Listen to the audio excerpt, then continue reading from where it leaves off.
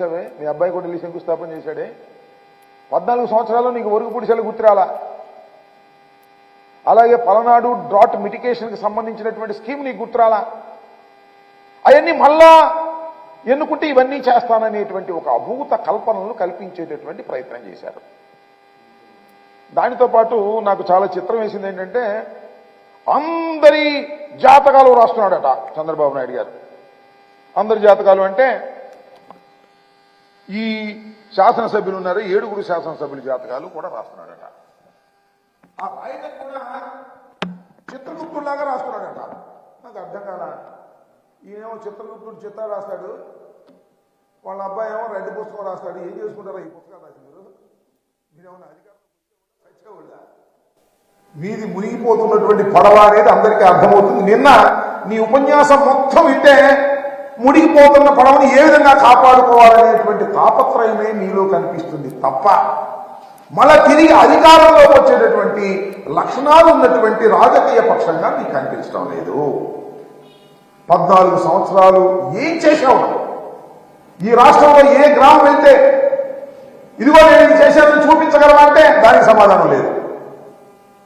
Iyo లేనిపోయినటువంటి ఒక అభూత కల్పనలు సృష్టించుకొని ఇక ఉన్న వాళ్ళందరూ కూడా దుర్మార్గులట. 7 ఏంటి పిన్నెల రామకృష్ణారెడ్డి గారు మారీసుడంట, ఆయన మార్చమంటున్నాడు. ఆయన మార్చు దమ్ముంటే అన్నాడు. మార్చవయ్యా, దమ్ముంటే ఓడించు, నీకు ఆ దమ్ముందని అడుగుతా ఉన్నా. ఆయన దుర్మార్గుడు, దుష్టుడు, మారీసుడు ఇలాంటి పేర్లు రాక్షస పేర్లని పెడుతున్నావు కదా, నీకు అసలు దమ్ముంటే ఓడించే దమ్ము నీకున్నా అని అడుగుతా ఉన్నా. భయపడుతున్నావు. పిన్నెల రామకృష్ణారెడ్డి గారు అంటేనే భయపడేటటువంటి పరిస్థితి. ఎందుకంటే ఇంతవరకు ఓటమి ఎరుగనటువంటి వ్యక్తి. ఆయన గురించి అవాకులు చవాకులు మాట్లాడుతున్నావు. కాసు మహేష్ గురించి మాట్లాడుతున్నావు. కాసు మహేష్ ఇవాళ కొత్తగా రాజకీయాల్లోకి వచ్చినటువంటి వ్యక్తి కాదని మనం చేస్తున్నాం. వారి కుటుంబం, వారి తాతగారు, వాళ్ళ నాన్నగారు ఈ రాష్ట్రంలో అనేకమైనటువంటి పదవులను నిర్వహించి రాష్ట్రానికి మేలు చేసినటువంటి వ్యక్తులు. మరి ఆయన మీద ఓడిపోయిన గురించి చెప్పలేమని నువ్వు మా ఊళ్ళైతే పగలు తీసి పారేస్తారు. 5 సంవత్సరాలు ఇంత బ్రహ్మాండంగా చేసిన ఒక మాట చెప్పు. రజనీ గారి గురించి చెప్పావు, రజనీ గారి మీద ఓడిపోయిన గురించి చెప్పు. లేదు శంకరరావు గారి గురించి, ఇసుక గురించి శంకరరావు గారి గురించి మాట్లాడావు, శంకరరావు గారి మీద ఓడిపోయిన గురించి చెప్పు. వీళ్ళేం పగలు తీశారు? 5 సంవత్సరాల పరిపాలనలో ఏం చేశారు ఒకసారి గుర్తించుకోమని మనం చేస్తున్నా. నువ్వు చెప్పకపోయినా రాష్ట్ర ప్రజానీకానికి మనం చేస్తున్నా, లేదంటే ఆయా నియోజకవర్గాల్లో ఉన్నటువంటి ప్రజలకు మనం చేస్తున్నా.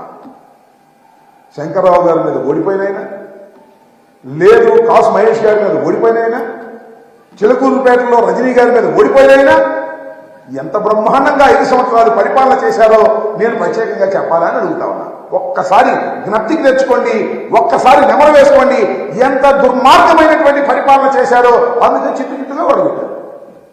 7 నియోజకవర్గాలు, 7 నియోజకవర్గాల్లోనూ 7 తెలుగుదేశం అభ్యర్థుల్ని ఓడించి వైఎస్ఆర్ కాంగ్రెస్ పార్టీ అభ్యర్థుల్ని గెలిపించినటువంటి ఘనత రాయలసీమ ఈ పల్నాడుకు దక్కుతుందని మనం చేస్తున్నాం. నా గురించి కూడా మాట్లాడాడు, ఆరోపణ చేయలేదు. నేను అంబోధురాబాబు కొత్తగా మాట్లాడటం కాదు, అది కూడా ఎందుకు మాట్లాడాడో నాకు తెలియదు. ముందు మాట్లాడలా, మర్చిపోయినా అన్నాడు. కింద నుంచి వస్తున్నారు, రాంబాబు గురించి మాట్లాడు, రాంబాబు గురించి మాట్లాడు, రాంబాబు గురించి మాట్లాడాను. అంబటి రాంబాబు నడుస్తున్నారు. మీ సభలోనే నా గురించి అరుస్తున్నారంటే నాకున్న ప్రాధాన్యత ఏంటో నేను ప్రత్యేకంగా చెప్పవలసిన అవసరం లేదని మనం చేస్తున్నాం. అప్పుడు గుర్తొచ్చింది అంబటి రాంబాబు, అంబోధు రాంబాబు. నన్ను అంబోధు అన్నప్పుడల్లా నేను అంటూనే ఉంటా, దాని ఏం సందేహం లేదు. మరొక్కసారి అంటున్నా, చంద్రబాబు నాయుడు గారు నన్ను ఆంబోధు అంటున్నావు, వెంకటేస్తున్నానంటున్నావు, నిన్నేమనాలయ్యా? చెప్పా కదా స్టాండర్డ్ అయ్యారు. ఆంబోతులకు ఆవుల్ని సప్లై చేసి రాజకీయంగా ఎదిగినటువంటి వ్యక్తివి నారా చంద్రబాబు నాయుడు గారు, గుర్తుపెట్టుకోమని మనం చేస్తున్నా. ఇలా పదే పదే ఆంబోత్ అంటే ఏ ఆంబోతుకు ఏ ఆవుని సప్లై చేశావో కూడా చిట్టా తీస్తా జాగ్రత్తని మనం చేస్తున్నా. అది కూడా చేసి అడ్రస్తో సహా చెప్తే నువ్వు మళ్ళా ఏడవలసి వస్తున్నాయా చంద్రబాబు నాయుడు గారు?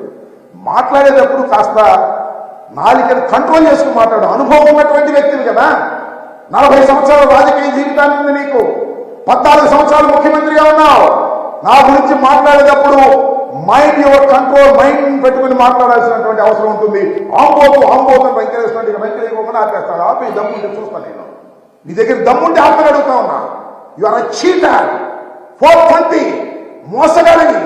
రాష్ట్ర ప్రజల్ని మోసం చేశావు, ఎన్టీ రామారావు మోసం చేశావు, తెలుగుదేశాన్ని మోసం చేశావు, నీ బంధువుల్ని కూడా మోసం చేసినటువంటి 420 వ్యక్తిని నువ్వు ఇవాళ మాట నీ నూకలు చెల్లే రాజకీయంగా. ఇంకా ఈ రాష్ట్రంలో నీకు భవిష్యత్తు లేదు, నీ పార్టీకి భవిష్యత్తు లేదు. అందువల్ల పెద్ద నేను కాదు వెంకటేశ్వర నీ వెంకటేశ్వర బాబు శంకర్రావు అంటాడు. తమ్ముళ్ళు శంకర్రావు కాజేస్తున్నాడు, శంకర్ కాజేస్తున్నాడు. ఏం పోయేగానే వచ్చిందని నాకు అర్థం కాలేదు. ఇలాంటి తప్పుడు ఆరోపణలు చేసేటటువంటి కార్యక్రమాన్ని నువ్వు చేస్తున్నావు. ఇది మంచిది కాదని కూడా ఈ సందర్భంగా నేను మనవి చేస్తున్నాను. నువ్వు చాలా సందర్భాల్లో చాలా విషయాలు మాట్లాడావు, ఇప్పుడు కూడా అదే విషయాలు మాట్లాడుతూ ఉన్నావు.